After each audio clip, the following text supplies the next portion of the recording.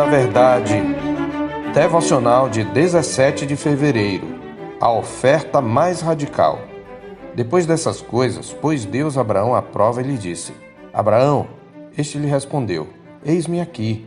Acrescentou Deus: Toma teu filho, teu único filho, Isaque, a quem amas, e vai-te à terra de Moriá. Oferece-o ali em holocausto, sobre um dos montes que eu te mostrarei. Gênesis 22, versos 1 e 2. Leia até o verso 19.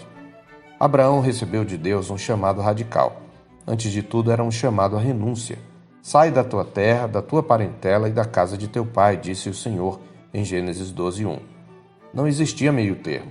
Ele deveria renunciar à sua pátria, um grande centro na época, e à sua parentela, um clã poderoso. Tinha igualmente de renunciar aos deuses da família. Em segundo lugar, era um chamado a caminhar pela fé. Vai para a terra que eu te mostrarei. Abraão foi chamado a partir sem saber para onde ia. Nessa caminhada houve muitos desafios num caminho íngreme e com muitos desvios a testar nosso pai. Como garantia, ele recebeu de Deus promessas grandiosas. Bênção por herança, uma grande nação, um grande nome, uma bênção para todos os povos. Essas promessas giravam em torno de dois elementos, uma terra e um herdeiro. O patriarca respondeu ao chamado demonstrando uma fé genuína, embora ele tivesse que amadurecer e ao longo da caminhada tendo tropeçado algumas vezes. Mas a fé salvadora é uma fé crescente, como está escrito, visto que a justiça de Deus se revela no evangelho de fé em fé, como está escrito, o justo viverá por fé. Romanos 1,17. No auge de sua maturidade espiritual, Abraão tem o maior desafio de sua vida quando o Senhor lhe pede para oferecer Isaque, o filho da promessa, por quem esperara por 25 anos em holocausto. E o Senhor ainda enfatiza que aquele era o teu único filho, Isaque, a quem amas, no verso 2, parte B. Aquele por meio de quem a bênção prometida viria e em quem seria chamada a sua descendência, tinha agora que morrer. Este é o grande desafio da fé, um chamado à renúncia radical e à confiança irrestrita. Num primeiro momento, o que Deus pede de Abraão aqui soa absurdo e incompreensível, até mesmo insano do ponto de vista da nossa humanidade, exceto por dois fatos. Primeiro, quem fala é aquele que criou todas as coisas e que tem o poder de ordená-las conforme o conselho da sua vontade. Se nós entendemos quem Deus é, concordaremos que ele tem todo o direito de ordenar tal coisa de Abraão. Em segundo lugar, o narrador já nos avisa de antemão que Deus, na verdade, está a pôr Abraão à prova, no verso 1. A questão é que nós sabemos, mas Abraão não sabia de antemão nem que estava sendo provado, nem o que iria acontecer. Ele tão somente tem uma ordem.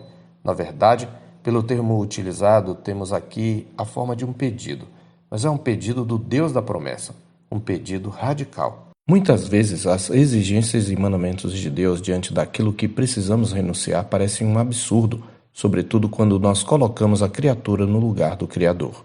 Quando amamos nossos filhos, nosso cônjuge, nossa segurança, nosso bem-estar, nossas riquezas, nossos sonhos, mais do que a Deus, ainda que todas sejam dádivas suas para nós, sempre soará injusto e absurdo aquilo que Deus está nos exigindo. Porque nós não temos noção, de fato, de quem é Deus, dos direitos que lhe assistem como tal e de que nós somos criaturas. Muitas vezes Deus nos ordena coisas na sua palavra e, por misericórdia, nos justifica essas ordens, explicando-nos o porquê e mostrando como seremos abençoados ao obedecermos. Contudo, às vezes somos colocados em situações em que Ele não nos explica o que nos ordena. Este é o caso de Abraão aqui. Deus elevou à máxima potência as exigências do chamado. De um lado, temos uma questão que envolve o caráter divino. Como Deus pode cumprir sua promessa de trazer a bênção e a vida por meio da morte?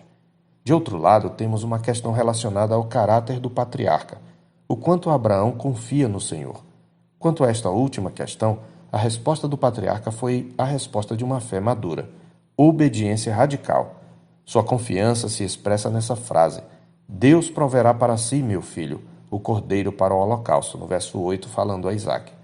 Se Deus tinha prometido que Isaque seria aquele de quem sairia a descendência prometida e o pede em holocausto, é porque Deus é capaz de ressuscitar mortos.